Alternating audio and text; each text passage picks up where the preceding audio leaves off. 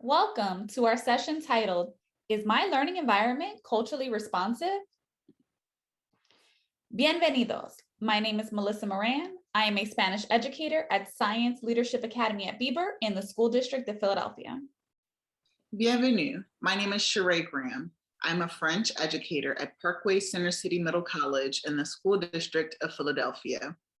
We are world language professional development facilitators with the Health and Welfare Fund of the Philadelphia Federation of Teachers.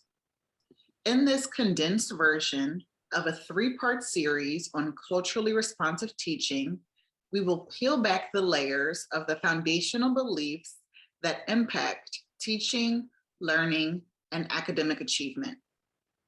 We will explore the importance of relationships as it relates to educating the whole child.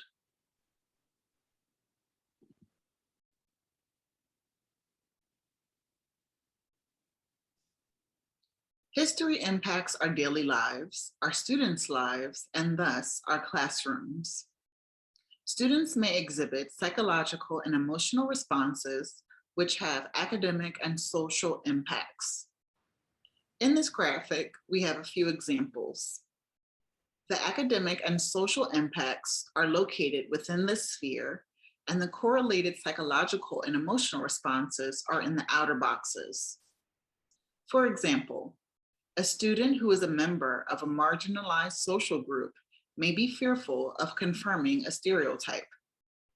As a result, the student's psychological and emotional responses may be anxiety, paranoia, and self-doubt.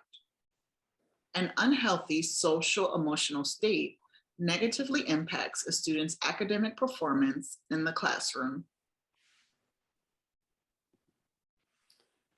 Educators should not only reference Bloom's taxonomy for educational objectives, but also Maslow's hierarchy of needs to support students' social and emotional needs. This is not a new idea. It is not because of the COVID pandemic, and most certainly not just a remote or virtual circumstance. From how you welcome students to how you speak to students. If your students are hungry, sleepy, depressed, how are they expected to be able to pay attention? If your students are suffering from trauma, live in stressful environments, or are facing social and emotional situations and not able to deal with them, how can they be expected to learn? If a student is anxious, isolated, how can they even feel comfortable enough to participate in class? How do you pull yourself up by the bootstraps when you don't have any boots? Our students, our children, are already born into circumstances that include increased risk of their mothers dying while giving birth to them, shorter lifespans, and disproportionate health care, circumstances that are beyond their control. Our students, our children, continue through school to challenge the data that show lower high school graduation rates. If they get to college, the likelihood of graduating with a four-year degree is lower than other groups, which can too often equate to unnecessary and daunting debt, limited job opportunities, and holding them in the same place where they started, with limited options. College is not for everyone, and we need to invest in vocational and trade programs. Not everyone is built for college. Not everyone needs to go to college. And our students need to know that they have options that can support their future aspirations and success. Our students need mirrors, not windows. How can our students, our children, see what they could achieve if all they are able to see and experience are the same limitations, the same hardships, obstacles, generation after generation? Sometimes referred to as the cycle of poverty, intergenerational poverty, IGP, is described as poverty that persists from one generation to the next. They face system-wide barriers that often trap families in poverty for multiple generations. Just think about how the impact of the pandemic has been overwhelmingly different for different groups of people. What is the difference? Same resources for all versus specific needed resources for each person. For example, when school districts provide budgets to schools, they calculate the budget based on a basic ratio of the school's student population. However, our students are not basic and their needs vary. Providing all students with the same resources does not equate to solving a problem or filling the needs. Striving for liberation and crushing the wall, the box that we fit our students in that limit us, is the true goal. We are consumed in teacher programs as new teachers, as veteran teachers, as administrators with data, student test scores, uniform policies, and the tone of a response from a student. When do we take into consideration or take the time needed to find out what they have been through, what they are going through, and what they need? In order to realistically support their success in any academic task, we need to be able to understand their backgrounds, their circumstances, and their unique needs. Privilege. It is important for everyone to realize their own privilege. Evaluate the strengths in your privileges and the shortcomings you bring to the table. Educators and students are not empty vessels. They come with experience, trauma, limitations, as well as abundances. Be mindful of the students you serve and embrace the life story you bring to the classroom.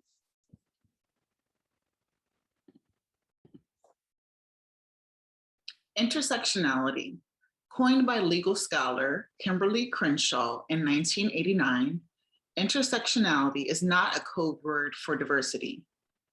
It is a framework for understanding different people's varying experiences in the world. Intersectionality is not about adding one aspect of identity to another. It is about how people with overlapping identities experience systems of power. Our various identities impact our daily lives, affecting how we perceive the world and how the world perceives us. When we look at how our identities intersect, we see the unique lived experiences of ourselves and others through the lens of privilege, oppression, power, and marginalization. As parts of your identity intersect, we encourage teachers to reflect upon the following questions. What privileges are afforded to you? How can you leverage these privileges to connect to your students? How can you leverage these privileges to be an agent of change in your school community? Christina Torres, an English teacher in Honolulu, Hawaii, says the following about intersectionality. Teaching with intersectionality in mind means seeing your students as more than just the thing that stands out in the classroom as far as race or their gender, and understanding that there is a long background to all those things. The renowned writer and activist, James Baldwin, is quoted as saying, "I'm what time, circumstance, history have made of me. Certainly, but I am also much more than that. So are we all."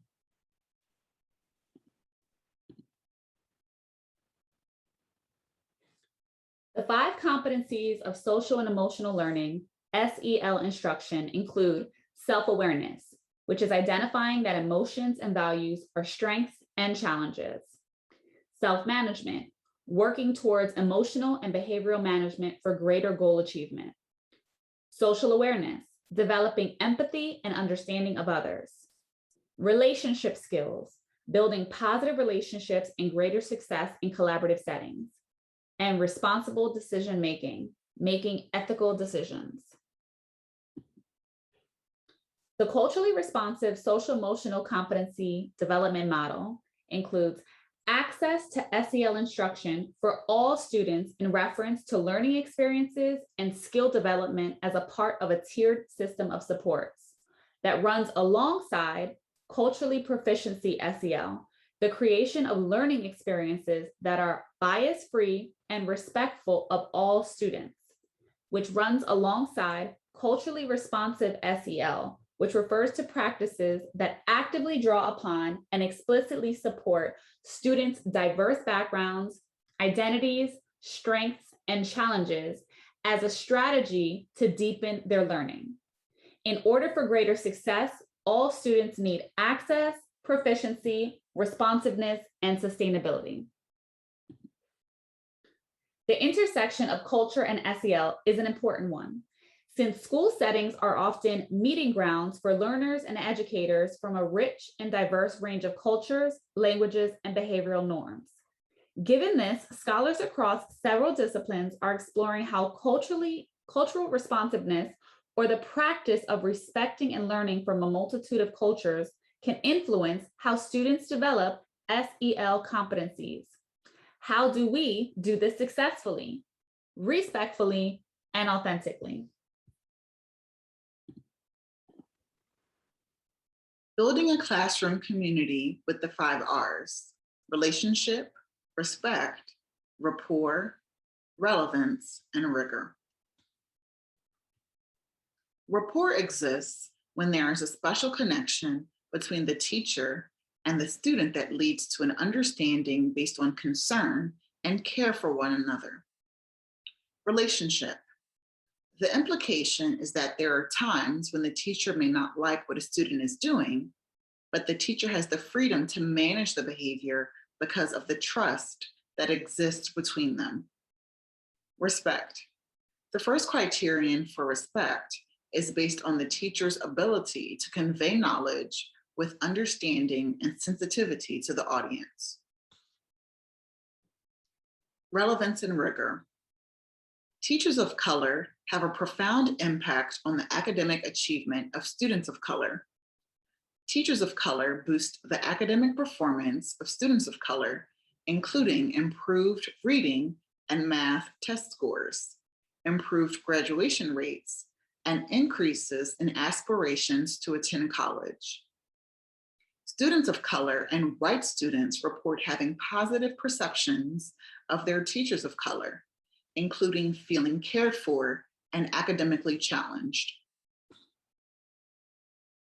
Research from countless studies show that Black children are afforded lower expectations than their counterparts. Malcolm X, the valedictorian of his class, was told by a teacher that he could not be a lawyer and that he needed to work with his hands and become a carpenter. Low expectations play out in classrooms with the books that are chosen, the questions that are asked, and how we push students. When teachers have low expectations, year after year, day after day, it arrests the development of our Black youth. Rigor Relevance Framework. The Rigor and Relevance Framework is a tool developed by the International Center to examine curriculum, instruction, and assessment along the 2 dimensions of higher standards and student achievement. It can be used in the development of both instruction and assessment. In addition, teachers can monitor their progress as they add rigor and relevance to their instruction. Teachers select appropriate instructional strategies for differentiating instruction and facilitating higher achievement goals. Horizontally, the application model reminds teachers to connect the content to the students' lives and make real-world connections. Vertically, the knowledge taxonomy encourages teachers to increase the rigor of the task. Ultimately, we want to make our lessons relevant to our students and rigorous so that they can apply the knowledge and adapt their thinking around the topic in novel circumstances. Our goal as educators is to become social justice advocates. What you see here is an infographic we created to summarize the foundational beliefs of culturally responsive teaching. The highlighted elements reinforce the importance of making connections with our students and building a community. Relationships are fundamental to good teaching and learning. Teachers must reflect the qualities of being a lifelong learner about their craft, themselves, and our world. This will create an environment where similarities and differences are shared and used to unite members of the learning community. These three elements highlight the necessity to hold all students to high academic standards. The learning process is multifaceted, and learning experiences that we select for our lessons must reflect that. We must allow multiple opportunities and multiple avenues for students to demonstrate knowledge. The context of school is just as important as the content. We must create relevant connections from our content to our students' lives, our students' communities, and society as a whole. Our cultures are complex and are a composite of our lived experiences, family traditions, and the country where we reside. Reflecting on these and how they intersect to form our identity provides rich information that allows us to think more deeply about how we are all connected. The culture umbrella and intersectionality open our eyes to potential entry points into the topic of study. Journey for educators. Phase 1, converse. We must participate in courageous conversations about race. Identify your level of privilege, be accountable, and never be afraid to be wrong or not know something. Phase 2, advocate.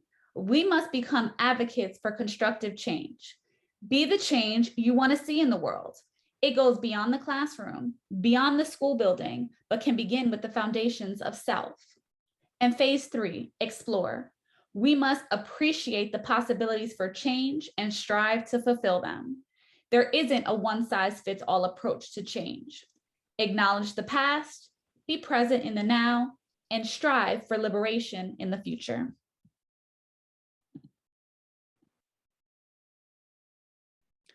We would like to thank you for viewing our session today. This presentation is a condensed version of a workshop series that we present during the school year. For more information about this expanded PD session or other PD opportunities, please visit our website by following the link or scanning the QR code.